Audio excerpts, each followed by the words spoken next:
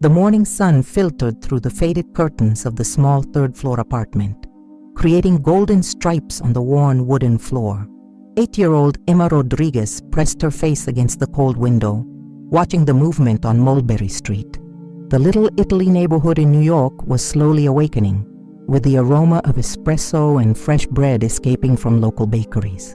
It was an ordinary Tuesday in September 2019, but for Emma, each morning brought the same special routine. At exactly 7:15 a.m., she knew the man in the dark suit would pass by the sidewalk in front of her building.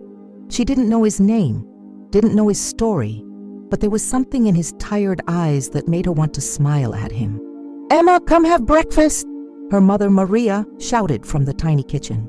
The smell of scrambled eggs and homemade tortillas filled the air, mixing with the distant sound of Manhattan's morning traffic. "Just one more minute, Mammy," Emma replied, keeping her eyes fixed on the street. She adjusted her pink backpack on her shoulders, already dressed in her local Catholic school uniform, a pleated navy blue skirt and an impeccable white blouse that Maria religiously ironed every night. Then she saw him. Vincent Vinny Torino walked with measured steps down the sidewalk, his gloved hands holding a folded newspaper. At 52 years old, Vinny carried the weight of decades in New York's underworld on his broad shoulders. His face, marked by barely perceptible scars and expression lines, rarely showed emotion. But Emma knew none of this. To her, he was just a sad man who passed by every morning. Emma tapped lightly on the window and waved enthusiastically, her smile lighting up her entire face. "Good morning," she shouted, even knowing he couldn't hear her through the glass. Vinny stopped abruptly. His dark eyes rose to the third-floor window, meeting the girl's radiant face. For a moment, something changed in his expression. An almost forgotten softness crossed his hardened features. He raised his right hand in a hesitant, almost imperceptible wave. Emma clapped her hands in joy. "He waved back," she whispered to herself, as if she had just witnessed a miracle. "Emma Rodriguez, now!" Maria's voice echoed through the apartment with more firmness. Reluctantly, Emma moved away from the window and ran to the kitchen. Maria was standing beside the stove, her dark hair pulled back in a tight bun, wearing the cleaning uniform from the hotel where she worked. At 31 years old, she carried the responsibility of raising Emma alone, since the girl's father had left when she was only 2 years old. "Who were you greeting out there?" Maria asked, serving scrambled eggs on Emma's plate.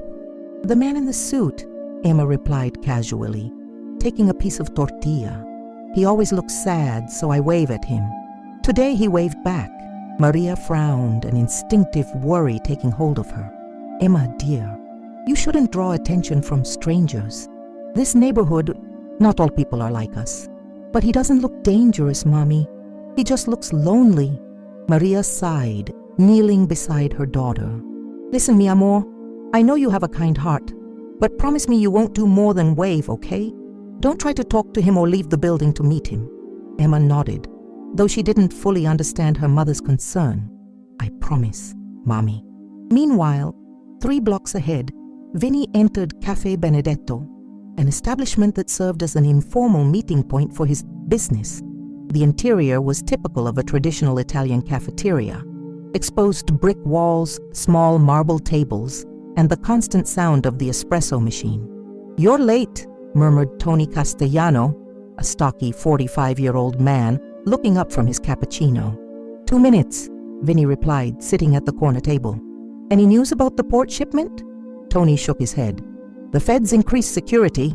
We'll have to wait another 2 weeks." Vinny nodded, but his mind was partially elsewhere. The image of the girl's genuine smile at the window persisted in his thoughts.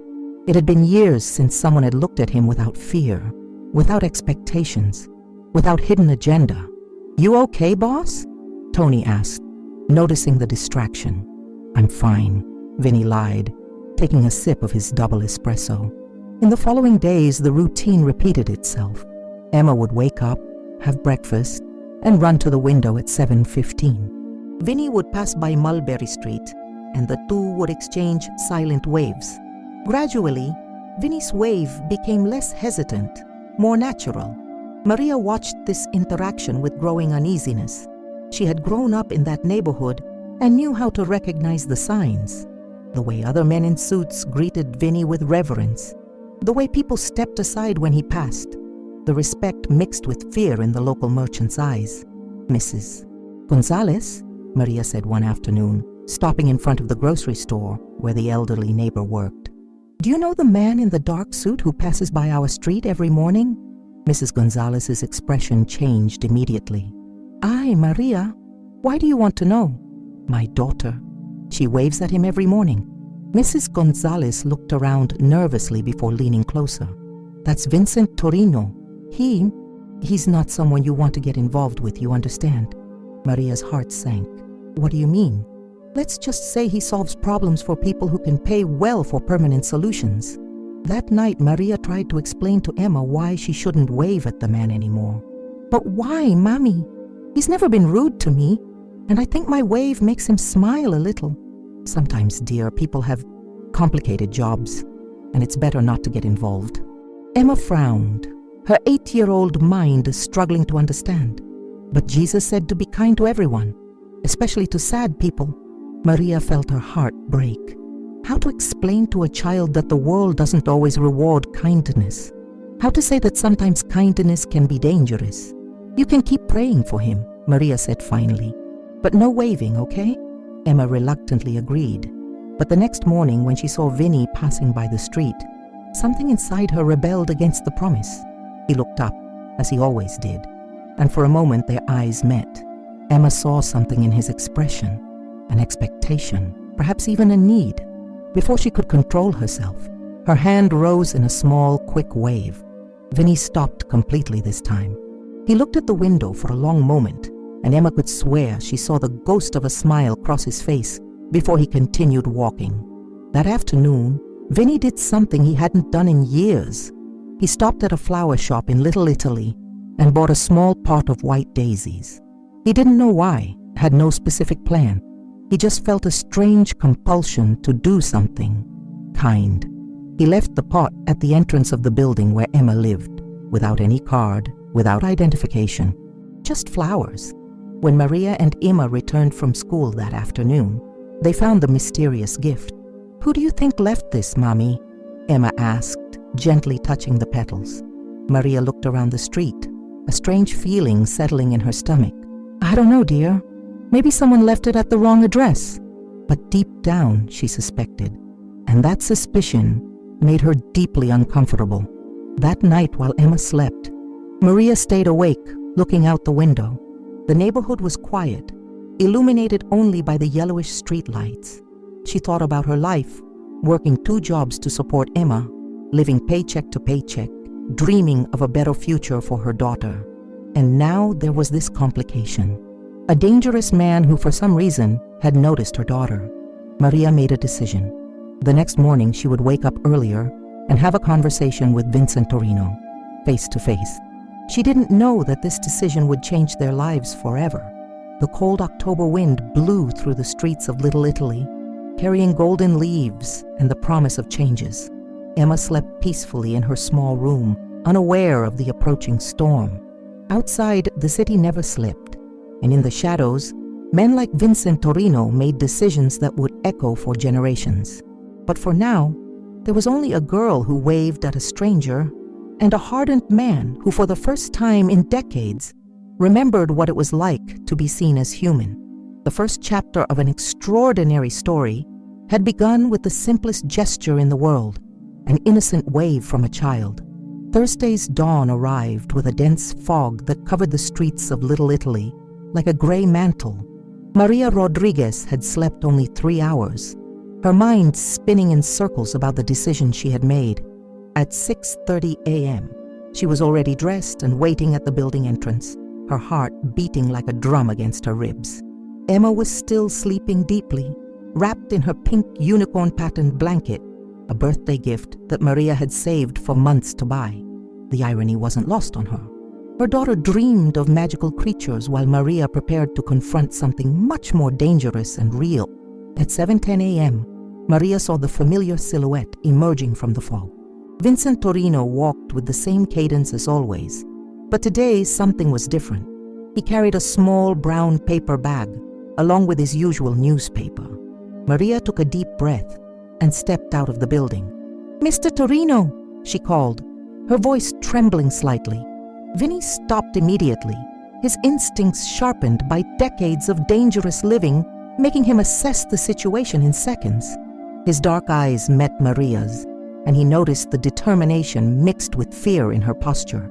"You know who I am," he said. It wasn't a question. "Yes." Maria took a step forward, forcing herself to maintain eye contact. "And you know who my daughter is." Vinny nodded slowly. "The girl at the window, Emma. She's 8 years old." Maria crossed her arms over her chest. "And she doesn't understand what you are." A heavy silence settled between them.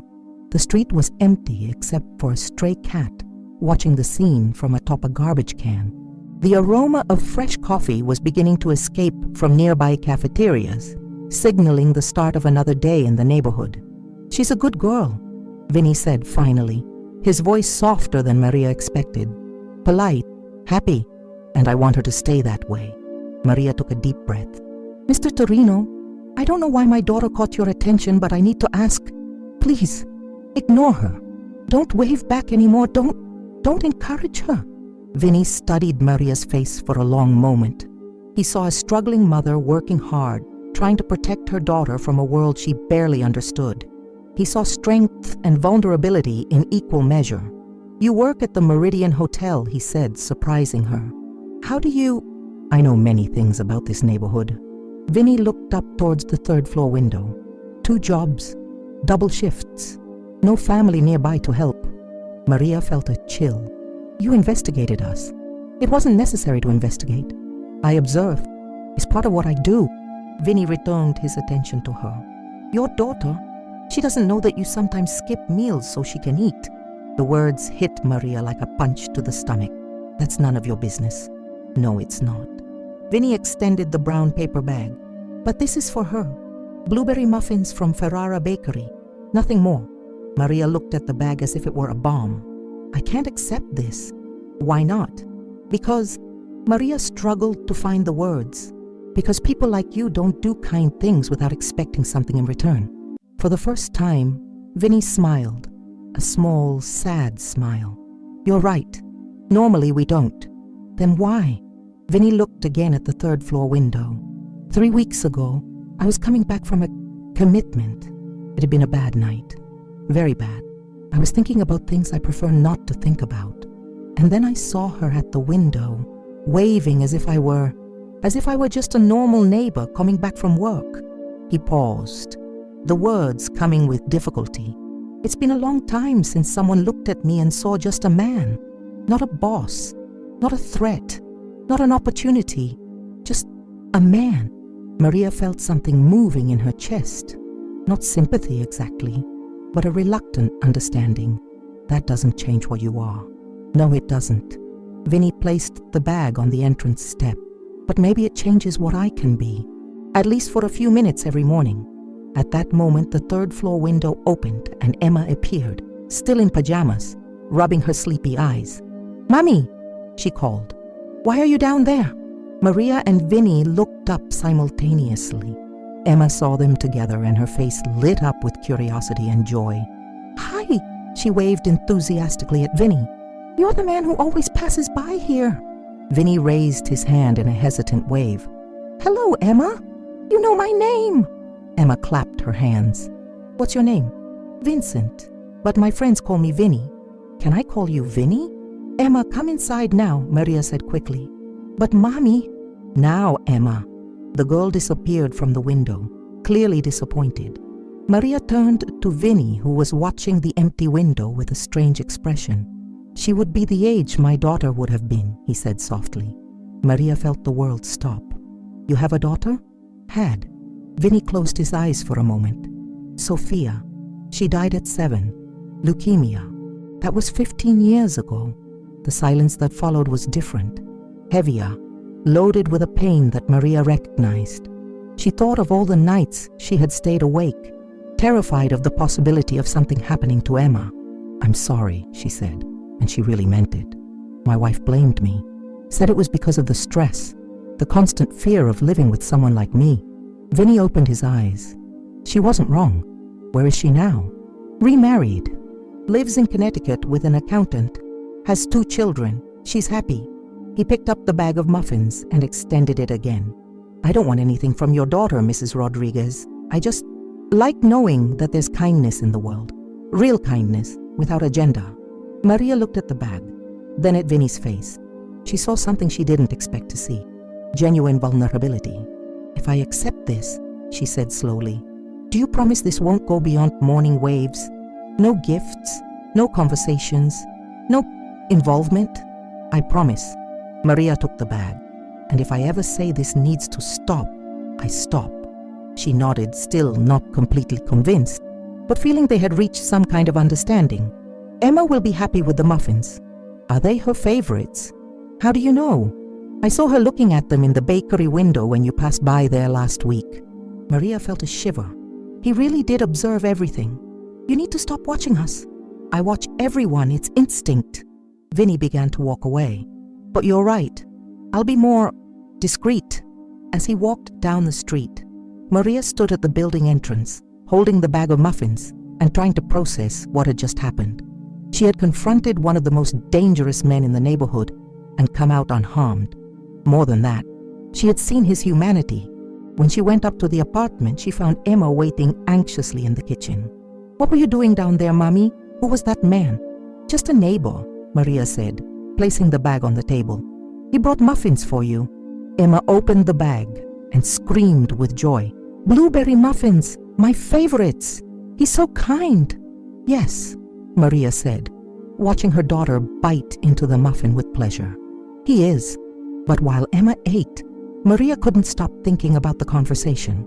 Vincent Torino was dangerous, that she knew. But he was also a father who had lost a daughter, a man who carried a pain she could understand. Did that make him less dangerous? No, but maybe it made him more human. That morning when Emma waved from the window, Vinny waved back, as always.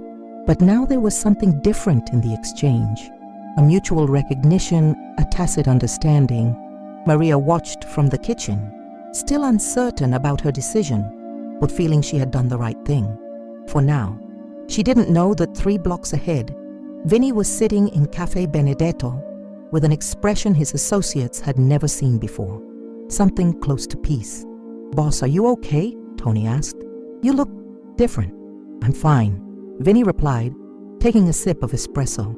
Just thinking. About what? Vinny looked out the window toward Mulberry Street. About second chances. Tony frowned, confused, but didn't press. He had learned long ago that when the boss was in a contemplative mood, it was better to leave him alone. Meanwhile, Emma finished her muffin and prepared for school, humming a song she had learned in music class. Maria brushed her daughter's hair, thinking about how life could be strange and unpredictable. Mommy, Emma said suddenly, do you think Vinny is lonely? Why do you ask that? Because he always looks sad when he's walking. But today, when he waved, he didn't look so sad. Maria stopped brushing. Emma, how do you know his name is Vinny? He told me this morning, remember when you were talking down there? Oh, yes. Maria continued brushing, but her mind was racing. Emma had noticed Vinny's sadness from the beginning. Her daughter had an emotional perception that sometimes surprised her. Do you think we can be friends with him? Emma asked. No, dear. He's complicated. But we can continue being polite. Okay. Emma seemed to accept this easily. But I'll keep waving. I think it makes him feel better. Maria nodded, knowing she couldn't and perhaps shouldn't stop her daughter's natural kindness. But she would remain vigilant. Very vigilant. What she didn't know was that her conversation with Vinny had planted a seed that would grow in ways none of them could predict. And somewhere in the shadows of Little Italy, other eyes had observed the morning conversation. Eyes that belonged to people who didn't approve of their boss's growing softness. The storm was forming, but for now, there was only a girl, her mother, and a dangerous man who had found a small piece of redemption in an innocent wave. 3 months had passed since the conversation between Maria and Vincent at the building entrance. Winter had come early to New York, covering Little Italy with a thin layer of snow that transformed the familiar streets into an almost magical scene. Christmas lights were already beginning to appear in shop windows, and the aroma of roasted chestnuts mixed with the constant smell of coffee and fresh bread. The morning routine had settled into a comfortable rhythm. Emma continued waving from the window at 7:15 a.m. Vinny returned the greeting, and occasionally, perhaps once a week, a small gift would appear at the building entrance. Never anything extravagant. Sometimes muffins, other times a small coloring book, once a pink scarf when the cold intensified. Maria had established strict rules. Emma could accept the gifts, but should never seek out Vinny or try to talk to him beyond the waves. And Maria always checked each item carefully before allowing Emma to touch it. But not everything was peaceful in Vincent Torino's world. "You're getting soft, Vinny," said Sal Benedetto, a stocky 58-year-old man with scars on his hands and a reputation for brutality that extended throughout the East Coast. He was sitting at the back table of Café Benedetto, smoking a Cuban cigar that filled the air with dense smoke. Vinny didn't look up from his espresso. "Explain." "The port operation. You let the Colombos take over territory that was ours for 15 years. The territory wasn't worth the war it would have cost. Since when do you care about the cost?" Sal leaned forward. "And there's more. Tommy Ricci told me you refused the Senator Morrison contract. Senator Morrison has 3 young children. So what? Since when does that matter?" Vinny finally looked at Sal, his dark eyes carrying a silent warning. "Since I decide it matters." Sal laughed, but there was no humor in the sound. "You know what the other families are saying.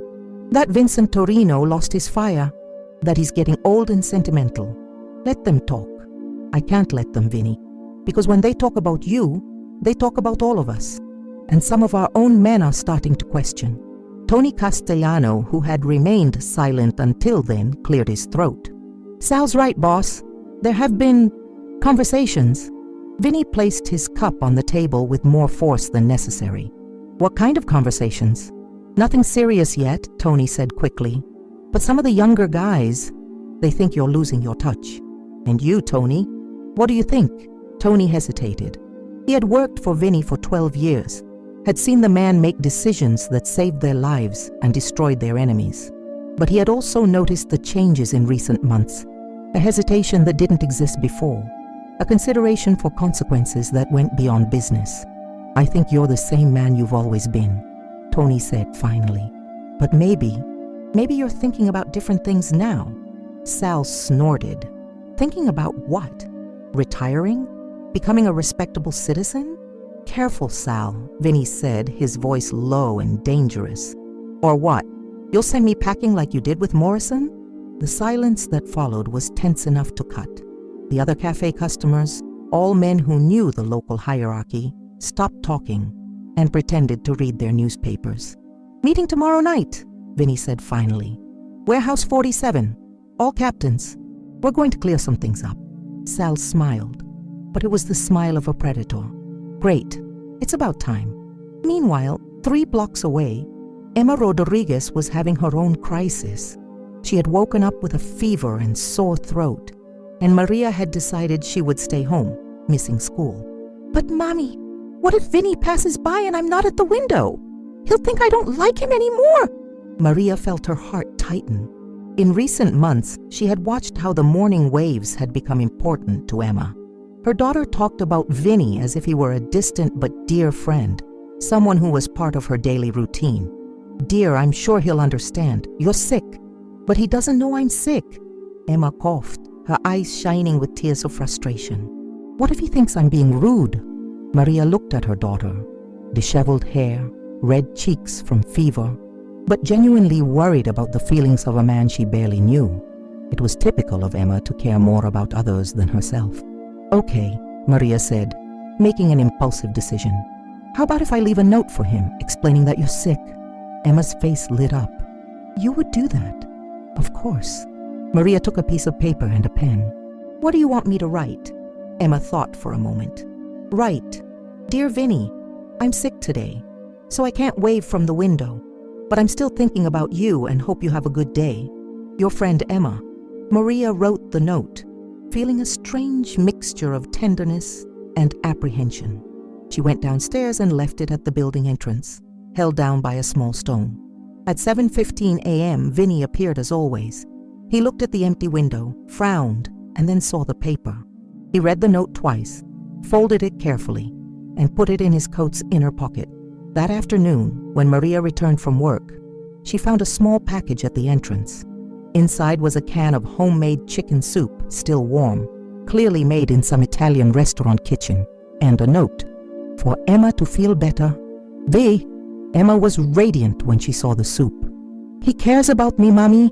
He really cares." Maria nodded, but a growing concern settled in her chest. Vinny's kindness was genuine. Of that she was certain. But he was still a dangerous man in a dangerous world. And the more Emma became attached to him, the more vulnerable she became. That night after Emma fell asleep, Maria lay awake thinking. She had grown up in Little Italy, knew how things worked. She knew that men like Vincent Torino had enemies, rivals, people who wouldn't hesitate to use any perceived weakness against them. And Emma was becoming a weakness.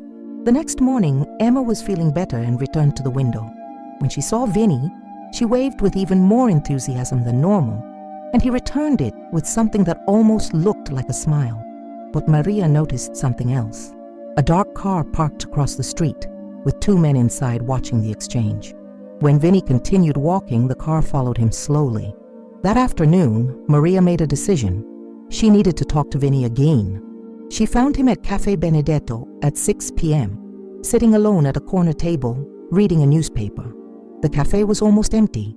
Just a few older men playing dominoes, and an elderly woman having cappuccino. "Mr. Torino," she said, approaching the table. Vinny looked up surprised. "Mrs. Rodriguez, everything okay? May I sit?" He gestured to the chair across from him.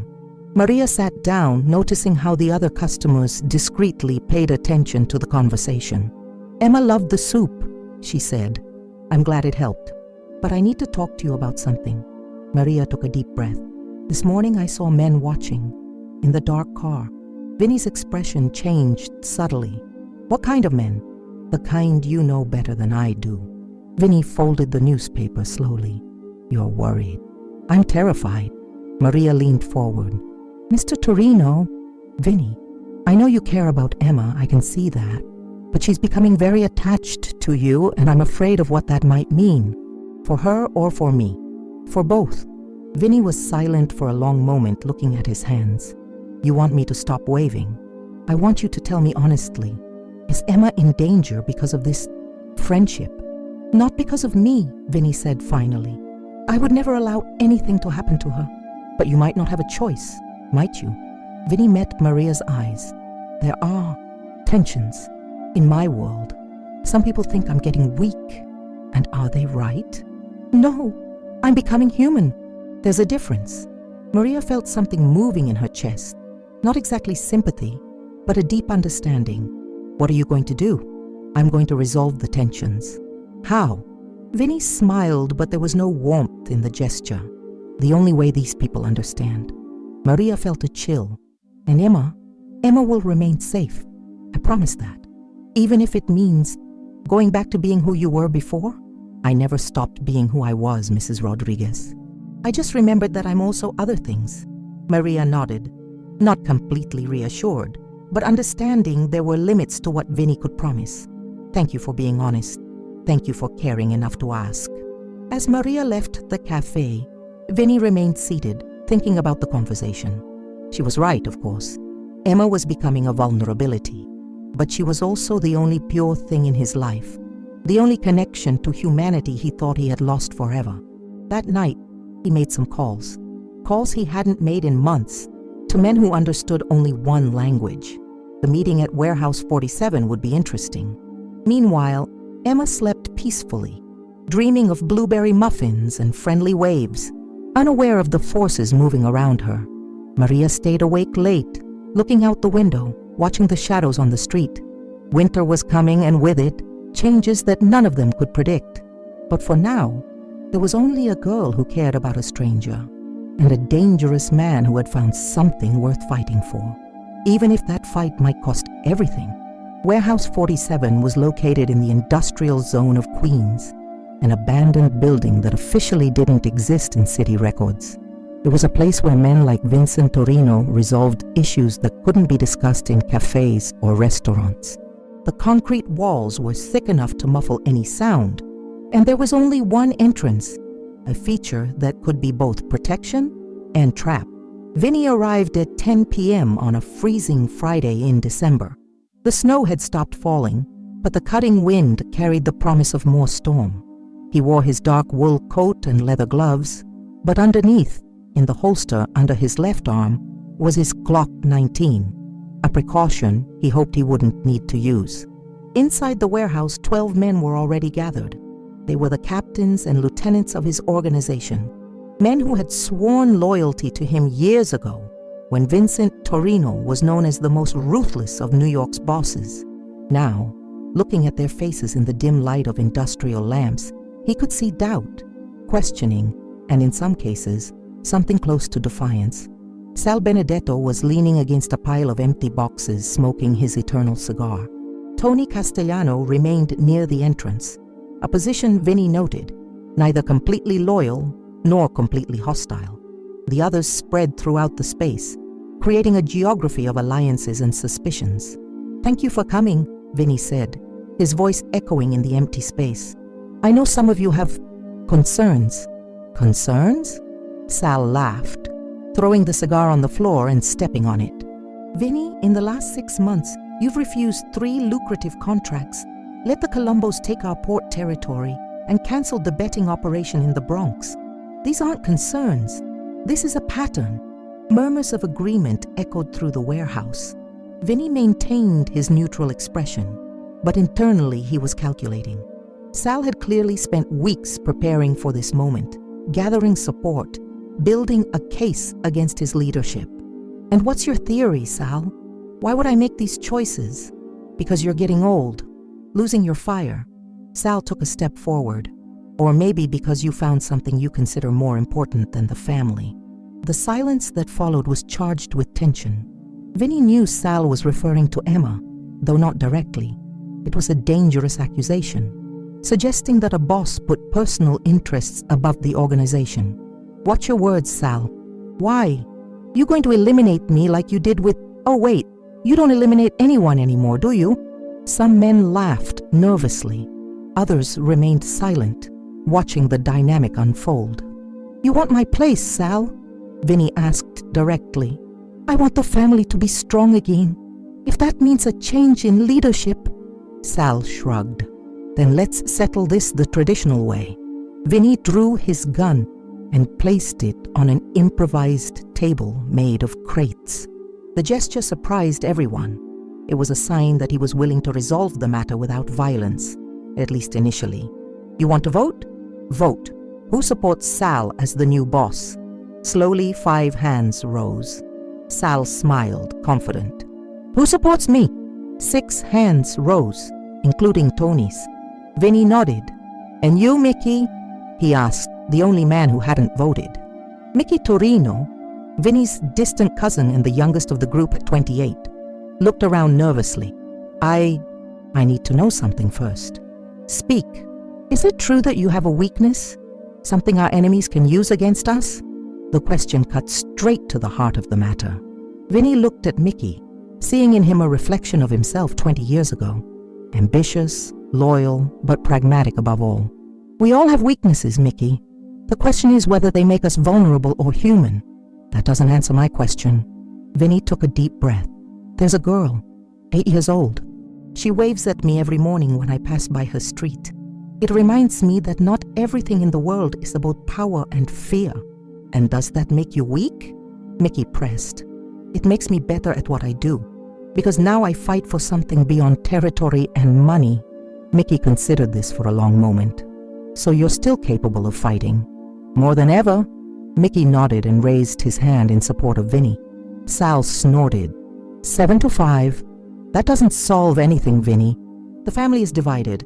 "No," Vinny said, picking up his gun. "It solves everything. In a fluid movement, he pointed the gun at Sal. "Because now I know exactly who my enemies are." "You won't shoot," Sal said, but there was uncertainty in his voice. "You're right. I won't." Vinny lowered the gun. "Because unlike you, I don't solve internal problems with violence. But you and your supporters are out. Leave New York. Tonight." "You can't exile us." "I can and I am. You have until dawn." Sal looked around, seeking support, but the men who had voted for him now seemed less confident. Challenging Vinny in a vote was one thing. Facing his direct wrath was something completely different. "This isn't over," Sal said, heading for the exit. "Yes, it is," Vinny replied. "And Sal, if I find out you tried anything against my family, any member of my family, there won't be a place in the world where you can hide." After Sal and his supporters left, Vinny turned to the remaining men. "Anyone else have doubts about my leadership?" Silence. "Great. Tony, I want 24-hour surveillance on Mulberry Street. Discreet but effective." "Yes, boss." "Mickey, you take over the operation Sal supervised.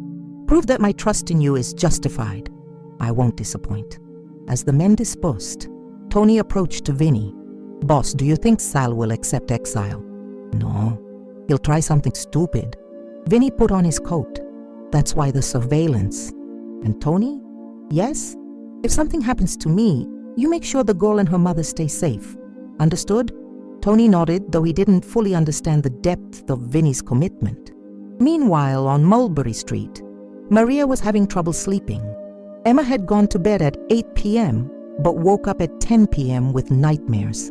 Something about bad men and her friend Vinny in danger. "It was just a dream, dear," Maria said, stroking her daughter's hair. "But it seemed so real, Mommy. What if someone wants to hurt Vinny? Why would someone want to hurt him?" Emma frowned, trying to articulate feelings she didn't fully understand. Sometimes when he waves, he looks scared, like he's looking over his shoulder. Maria felt a chill.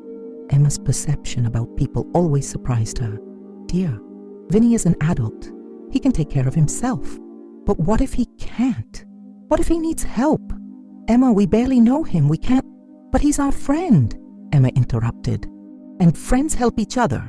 Maria looked at her daughter, eyes bright with determination, chin raised in familiar stubbornness. Emma had inherited her father's big heart, but also his tendency to get involved in situations she didn't fully understand. "Okay," Maria said finally. "If you're really worried, we can leave a note for him tomorrow, asking if he's okay." Emma smiled. "Thank you, Mommy." But while Emma finally fell asleep, Maria stayed awake, a sense of foreboding growing in her chest. She didn't know about the warehouse meeting, didn't know about Sal Benedetto, or the tensions in Vinny's organization. But she knew something was changing, and changes in the world of men like Vincent Torino were rarely peaceful. The next morning, Saturday, Emma woke up early and insisted on writing the note immediately. "Dear Vinny," she dictated while Maria wrote, "I had a bad dream about you last night. Are you okay? Are you safe? If you need help, we want to help. Your friend who worries, Emma." Maria left the note at the entrance at 7 a.m., even knowing Vinny probably wouldn't pass by. It was Saturday, and his work routine was different on weekends. But at 7:15 a.m. he appeared. He read the note, looked at the window where Emma waited anxiously, and for the first time in months, climbed the steps to the building entrance. Maria heard the soft knock on the door and immediately knew who it was. When she opened it, she found Vinny standing in the hallway holding Emma's note. "She's worried about me," he said simply. "She had nightmares. Children sometimes sense things adults don't notice." "Are you in danger?" Vinny hesitated. "No more than I always am." "That's not an answer. It's the only answer I can give." At that moment, Emma appeared behind Maria, still in pajamas.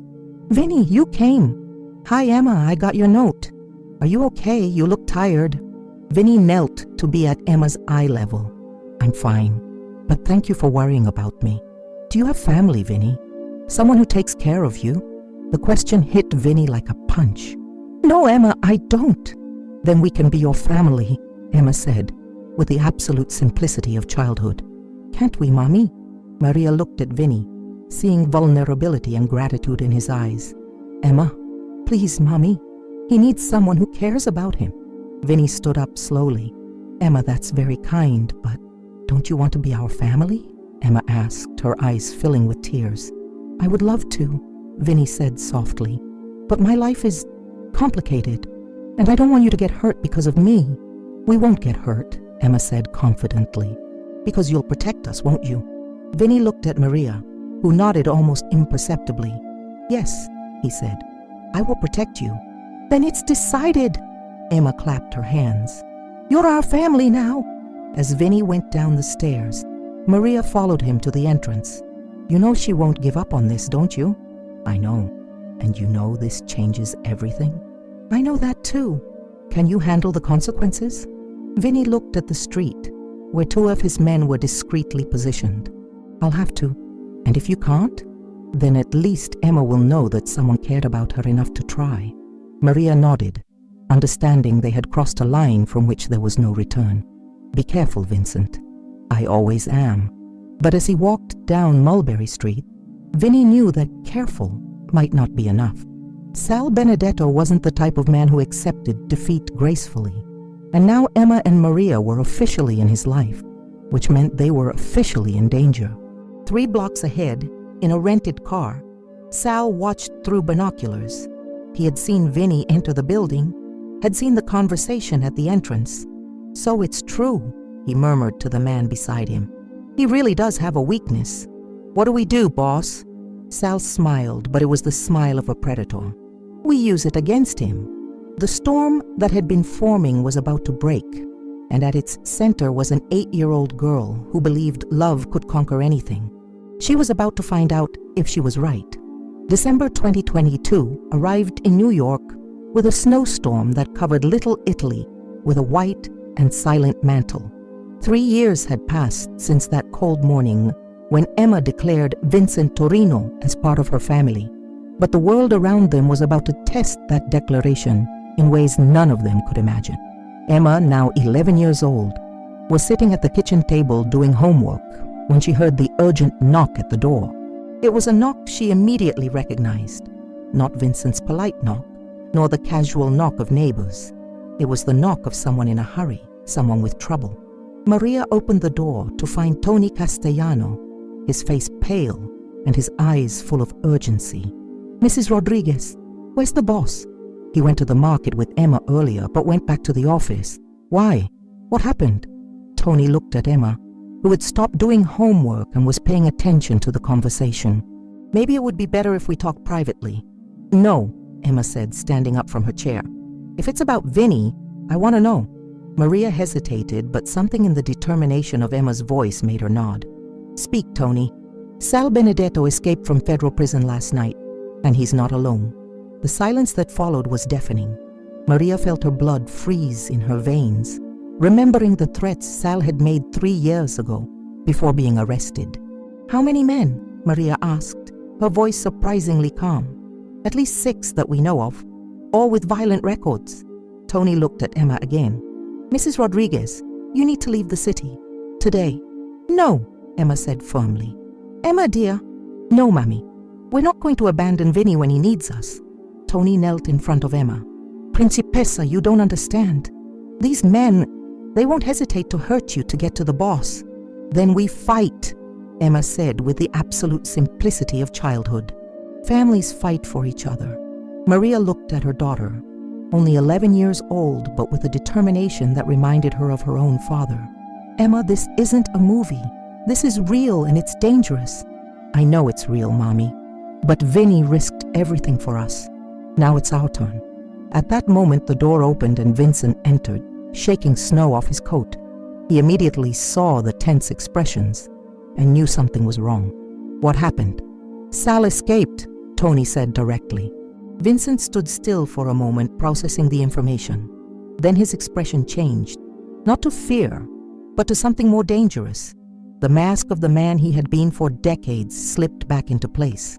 "How many men do we have available?" he asked, his voice taking on the command tone Tony knew well. 12 loyal, plus some we can call if necessary." "Call them all. And Tony?" "Yes, boss?" Prepare the safe house in Queens. Maria and Emma are going there tonight." "We're not going," Emma said, crossing her arms. Vincent turned to her, surprised by the firmness in her voice. "Emma, this isn't negotiable." "You're right, it's not." Emma took a step forward. "Because we're a family, and families stay together." "Emma, you don't understand." "I understand perfectly," Emma interrupted, her cheeks red with emotion. "I understand that you think you can protect us better if we're far away. But you're wrong."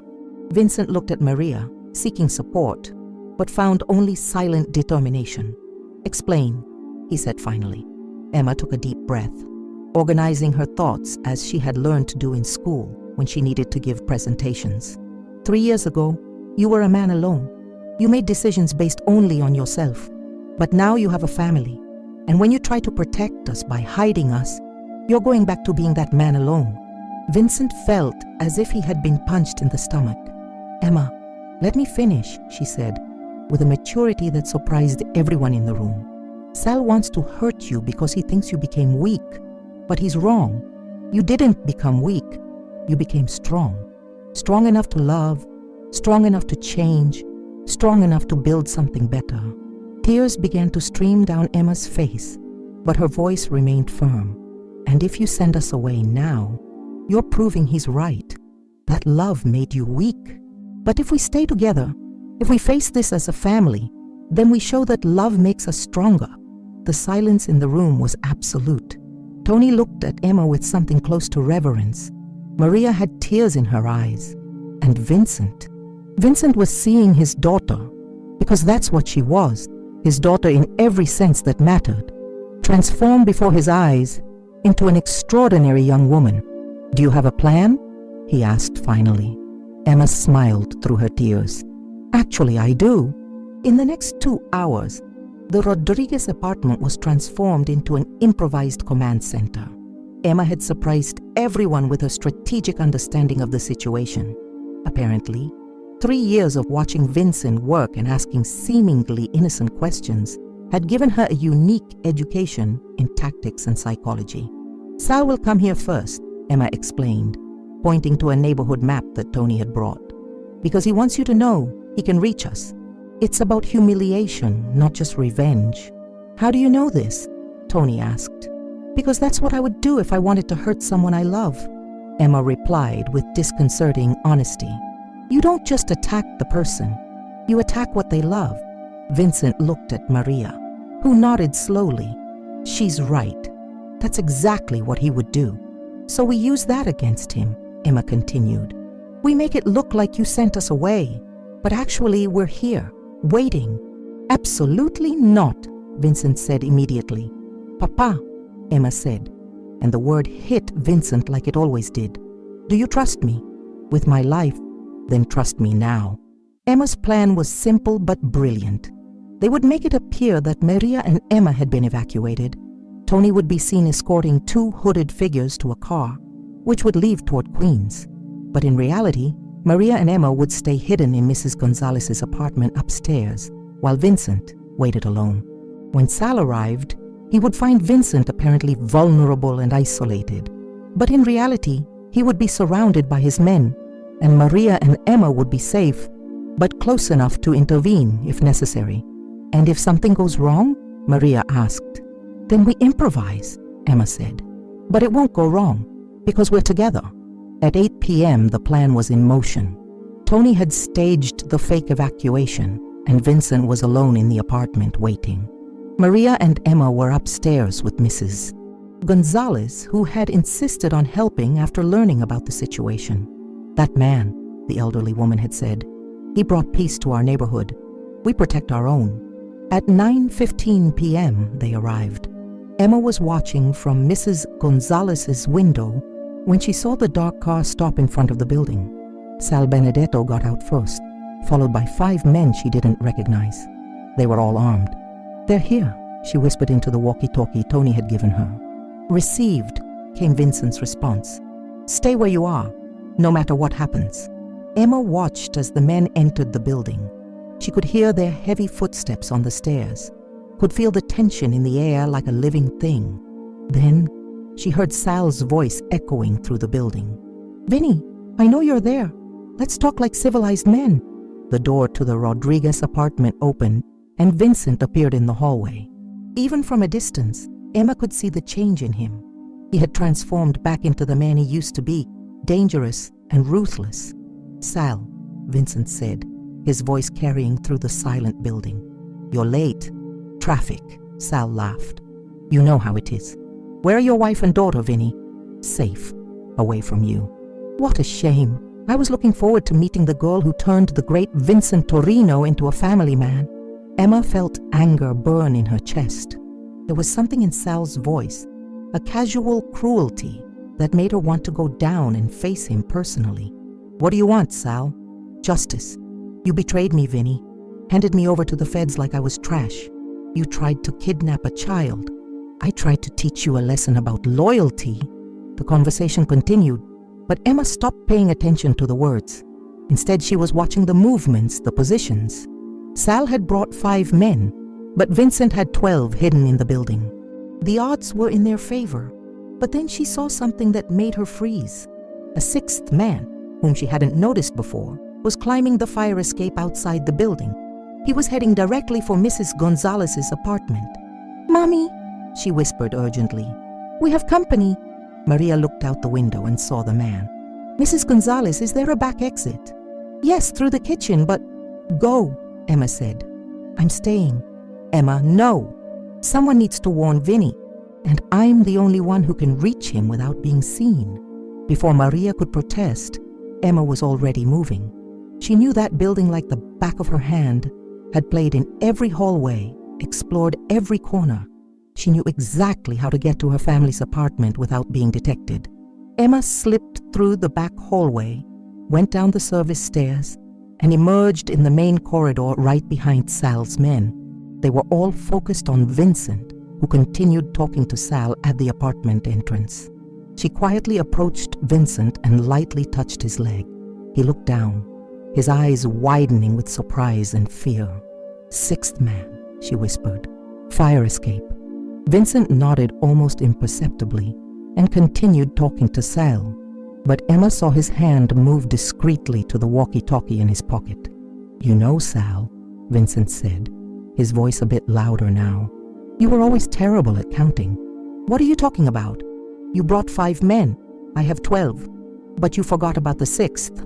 Sal frowned, confused. "What 6th? "The one climbing the fire escape." At that moment, everything exploded into action. Vincent's men emerged from their hiding places. Sal and his men drew their weapons, and Emma found herself in the middle of a shootout. Vincent pushed her into the apartment and threw himself over her, protecting her with his body, while bullets flew through the hallway. The sound was deafening, and Emma could feel Vincent trembling, not from fear, but from pure rage. "You brought my daughter into this," he shouted at Sal over the noise. "Your daughter?" Sal laughed, even while hiding behind his men. "That's not your daughter, Vinny. You're living a fantasy." "You're wrong," Emma shouted back, her voice cutting through the chaos. "He's my father in every way that matters." The shooting stopped abruptly. Everyone, Vincent's men, Sal's men, even Sal himself, stopped to look at the 11-year-old girl who had just shouted defiance in the middle of a war. "Emma, stay quiet," Vincent whispered urgently. "No," she said, standing up despite his protests. "I won't stay quiet." She stepped into the hallway, and Vincent tried to pull her back, but she dodged. "You want to know who Vincent Torino is?" she shouted at Sal. "I'll tell you." "Emma, don't do this," Vincent pleaded. But Emma was already speaking, her voice echoing through the silent hallway. "He's the man who taught me to ride a bike when my mother was working. He's the man who stays awake with me when I have nightmares. He's the man who helps me with homework and takes me for ice cream when I get good grades." Tears streamed down Emma's face, but her voice remained strong. "He's the man who built a playground in our neighborhood because he saw that children had nowhere to play. He's the man who secretly pays Mrs. Gonzalez's medical bills because she doesn't have money. He's the man who gives jobs to people no one else would hire." Sal was looking at her with a strange expression, as if he was seeing something he didn't understand. "And you know what's the most important thing about him?" Emma continued. "He chose to be better. Every day, He chooses to be better than he was yesterday, and that doesn't make him weak. It makes him the strongest man I know." The silence that followed was absolute. Emma could hear her own breathing, could feel her heart beating against her ribs. Then, to everyone's surprise, one of Sally's men lowered his weapon. "She's right," he said. "My brother works for Torino's construction company. He said it's the best job he's ever had." "Shut up, Mickey," Sal hissed. "No, Sal. You said we came here to restore order." "But what order? The order where children are afraid to walk the streets? Where families are destroyed because of pride?" Another man lowered his weapon. Then another. Sal looked around, seeing his authority crumble before his eyes. "You're all weak. All of you." "No," Vincent said, standing up and placing his hand on Emma's shoulder. "We're human." Sal looked at Vincent, then at Emma, then at his own men who had turned against him. His face contorted with anger and desperation. "This isn't over," he said, backing toward the stairs. "Yes, it is," Emma said. "Because you're alone now, and we're a family." Sal looked at her one last time, and Emma saw something in his eyes that surprised her. Not anger, but sadness. Sadness for something he had lost long ago and would never be able to recover. Then he turned and went down the stairs, his footsteps echoing in the silence until they disappeared into the night. Vincent knelt beside Emma and pulled her into a tight hug. "Are you okay? Are you hurt?" "I'm fine, Papa. We're all fine." Maria appeared at the top of the stairs, having run back as soon as the shooting stopped. She saw Vincent and Emma embracing in the hallway and felt her heart fill with gratitude so intense it almost knocked her down. "Is it over?" she asked. "It's over," Vincent confirmed, but Emma shook her head. "No, Mommy, it's not over. It's just beginning." "What do you mean?" Emma smiled, the same radiant smile that had lit up Vincent's life 3 years ago. "Now we build something better, together." And as the family embraced in the hallway of that building in Little Italy, surrounded by men who had chosen hope instead of fear, Emma knew she was right. The hard part was over. Now came the good part, the part where they built a life together. Spring 2027. The morning sun filtered through the large windows of the Emma Torino Foundation for Second Chances office, located in a renovated building in the heart of Little Italy. Emma, now 16 years old, was sitting behind a desk organizing papers for the afternoon board meeting. She had grown into an impressive young woman, tall like her mother, with her adoptive father's determined eyes and a smile that could still light up any room. Her brown hair was pulled back in a practical ponytail, and she wore jeans and a foundation t-shirt. "Good morning, Principessa," Vincent said, entering the office with 2 cups of coffee.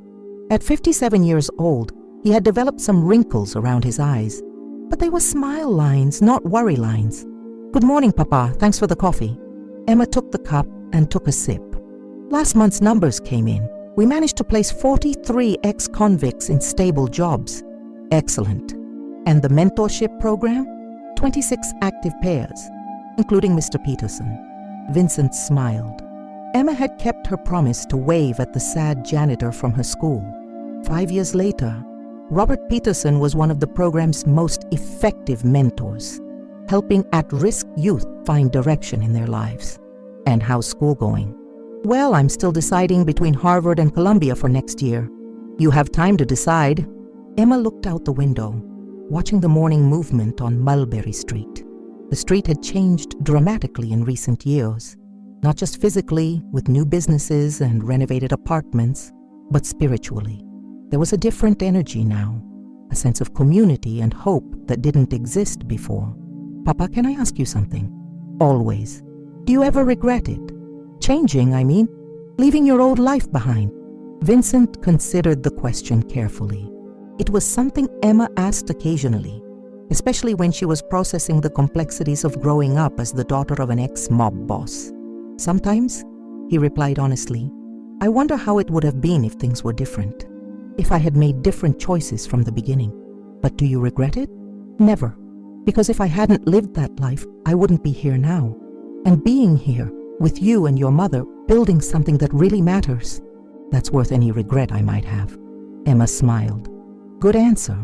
I learned from the best." At that moment, Maria entered the office. At 43 years old, she had become a formidable force in the world of social business, running the foundation's daily operations with an efficiency that impressed even Vincent. "Good morning, family," she said, kissing Vincent and then Emma. "How are we today?" "Ready to change the world," Emma replied with a smile. "Great, because we have a meeting with the mayor at 2 about expanding the program to Brooklyn." Vincent nodded. "Has Tony confirmed security?" "Papa," Emma said with loving exasperation, "I'm 16 years old. I don't need security for a meeting with the mayor." "You'll always need security," Vincent said. "Not because I don't trust you, but because I love you too much to take risks." It was a conversation they had regularly. Vincent had never been able to completely rid himself of his protective instincts, especially when it came to Emma. She had become not just his daughter, but the symbol of everything he had built, everything he had become. "Speaking of security," Maria said, "Tony called. Sal Benedetto was found dead in a Nevada prison yesterday." Vincent went still. "How?" "Natural causes. Heart attack." Emma looked between her parents, processing the information. Sal had become an almost mythical figure in her life, the man who had tried to destroy her family, who represented everything her father had left behind. "How do you feel about that?" she asked Vincent. "Sad," he replied after a moment. Sal was a lost man who never found his way back. He died alone, without family, without purpose. It's a tragedy, even after everything he tried to do to us, especially because of that, because it shows what I could have become if you hadn't waved at me that morning." Emma stood up and hugged her father. "But you didn't become that. You became this." She gestured around the office, at the photos on the wall showing reunited families, young graduates, transformed communities. "We became this," Vincent corrected. "Together." The rest of the morning passed quickly. Emma worked on a school project about social justice. Maria reviewed budgets, and Vincent made calls to potential donors. It was a domestic and professional routine that would have been unthinkable 5 years ago. At 11 a.m., Tony Castellano arrived for the weekly security meeting. At 52 years old, he had become more than just the foundation's security chief. He was advisor, friend, and in many ways, Emma's uncle. "How's our principessa today?" he asked, messing up Emma's hair. "Uncle Tony," she protested, fixing her hair. "I'm 16 years old." "To me, you'll always be the 8-year-old girl who waved from the window." Emma smiled. She liked it when Tony told stories about the early days, about how Vincent had gradually changed from a hardened man to the loving father she knew. "Any news about the security situation?" Vincent asked. All quiet. "Since Sal died, there haven't been any credible threats. Most of the old families either adapted to the new model or got out of business completely. And the young ones, they respect you, boss. You proved it's possible to get out and build something better. Many are following your example." Emma looked at her father with pride. In the last 5 years, Vincent had become an almost legendary figure, not as the feared boss he had been, but as the man who had proven that redemption was possible. "There's one thing," Tony continued. "Mickey Torino called from Chicago. He wants to bring his son to meet you." "His son?" Emma asked. "He's 8 years old. Mickey said the boy is having problems at school, getting into trouble. He thinks maybe you could help." Vincent and Emma exchanged glances. It was a situation that repeated regularly. People seeking the Torino family for guidance, hope, second chances. "Of course," Emma said before Vincent could respond. "When do they want to come?" "Next weekend." "Perfect. We can show him the community center, introduce him to some of the kids in the program." Vincent smiled, watching Emma naturally assume the role of host and mentor. She had developed a gift for connecting with at-risk children, perhaps because she herself had grown up understanding how love could transform life. At 2 p.m., the family headed to City Hall for the meeting with the mayor. As they walked through the streets of Little Italy, Emma noticed how people greeted Vincent, not with fear or forced reverence, but with genuine respect and affection. "Mr. Torino," called an elderly woman from her apartment window. "Thank you for what you did for my grandson," Vincent waved back. "How is he, Mrs. Chen?" "Great. Started college last month. Emma smiled.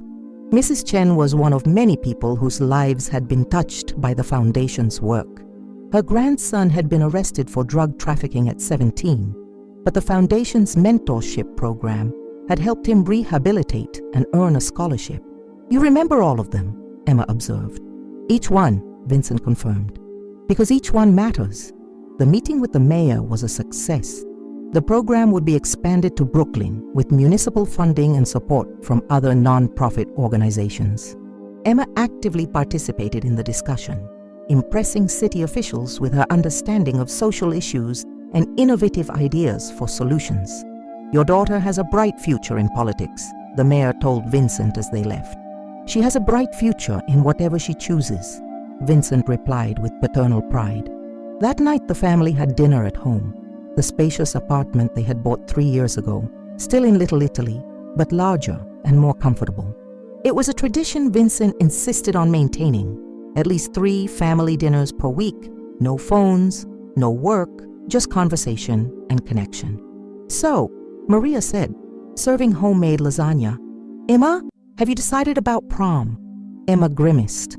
"I'm still thinking about whether I want to go." "Why not?" Vincent asked. "Because it's complicated. Some people still see me as the ex-mob boss's daughter. Others see me as the rich girl from the Foundation. Nobody sees me just as Emma." Vincent and Maria exchanged worried glances. They knew Emma sometimes struggled with her unique identity, trying to navigate between her complex family past and her promising future. "You know what I think," Vincent said finally. "What?"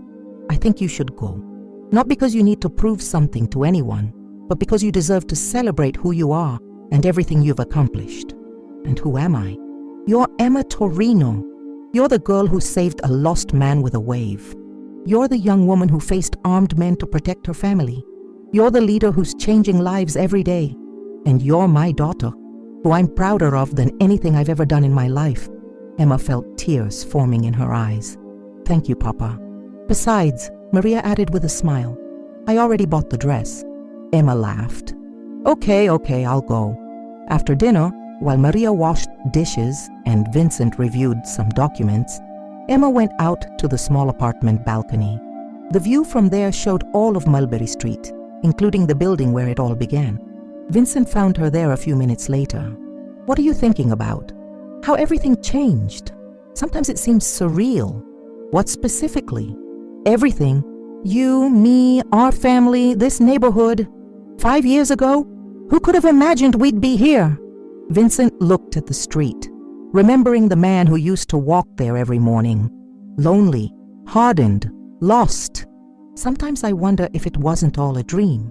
"It wasn't a dream," Emma said firmly. "It was a choice. You chose to change. I chose to believe in you. Mamie chose to give us a chance. And every day since then, we've chosen to keep building this." "And you? Any regrets?" Emma considered the question. Her life had been anything but normal. She had grown up under constant protection, had faced dangers most children would never imagine, had carried the weight of being the daughter of an ex-criminal. "None," she said finally, "because this life taught me things I never would have learned otherwise. It taught me that people can change, that love is stronger than fear, that a family isn't about blood, it's about choice." Vincent felt his heart fill with pride and gratitude. "You've become an extraordinary woman, Emma. I had good teachers." They stood in silence for a moment, watching Little Italy's nightlife unfold below them. Couples walking hand in hand, families returning from dinners, children playing under the supervision of attentive parents. "Papa," Emma said suddenly, "do you think our story will inspire other people?" "What do you mean?" "I was thinking, maybe we should write a book, tell our story, show other people that change is possible, that it's never too late to choose to be better." Vincent smiled. "Would you write it?" "We would write it. Together. As a family." "I would love that." Emma smiled, already imagining the possibilities. "We could call it The Girl Who Waved at the Mob Boss." Perfect title. That night, after Emma went to sleep, Vincent and Maria sat in the living room, talking about the day and planning the future. Do you think we did the right thing? Maria asked. Raising Emma in this world, with all this complexity. Look at her, Vincent replied. Look at the woman she's becoming. Strong, compassionate, determined to make a difference in the world. If that's not doing the right thing, I don't know what is. Sometimes I worry she carries too much weight. The responsibility of being your daughter, of representing the possibility of change. Emma doesn't carry that weight, Vincent said. She embraces it because she understands something it took me decades to learn, that our past doesn't define our future. Our choices do. Maria nodded, but there was still concern in her eyes. And when she goes to college, when she leaves home and has to face the world alone, then she'll change the world, Vincent said with absolute confidence. Because that's what she does. It's who she is. The next morning, Emma woke up early and went to the window. Not the same window from her childhood, but a new one, in her new room, overlooking a new part of Little Italy. But the routine was the same. Watching the street wake up, seeing people start their days. She saw a man walking alone down the sidewalk, shoulders hunched, expression sad. For a moment he reminded her of how Vincent used to be, lost, lonely, carrying the weight of the world. Without hesitation, Emma opened the window and waved. The man looked up, surprised. For a moment their eyes met, and Emma saw something light up in his expression. Surprise, then something that could be hope. He raised his hand in a hesitant wave. Emma smiled and waved back with more enthusiasm. When the man continued walking, there was something different in his steps. Less weight, more purpose. Still saving the world one wave at a time? Vincent asked, appearing behind her. I learned from the best, Emma replied, hugging her father. Actually, Vincent said, you taught me. You taught me that sometimes the most powerful thing we can do is simply acknowledge another person's humanity. Emma looked at the street, where the man had disappeared into the morning crowd. Do you think he'll come back tomorrow? Maybe. And if he does, will you wave again? Always, Emma said without hesitation. Because you never know when a simple wave can change a life. Vincent smiled, remembering a cold September morning 5 years ago when an 8-year-old girl had waved at a stranger and changed the course of 2 lives forever. No, he agreed. You never know. And as father and daughter stood at the window, watching Little Italy wake up to another day, they carried with them the certainty that love really can conquer anything, that it's never too late to change, that families are made of choices, not blood, and that sometimes miracles begin with the simplest gestures of all: a wave, a smile, a child who believes everyone deserves to be seen, and a man who discovered it's never too late to become who you really should be.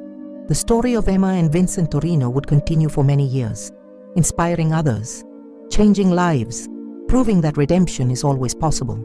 But it all started with a girl who waved at a stranger, and 3 years later, something truly incredible had happened. Love had won.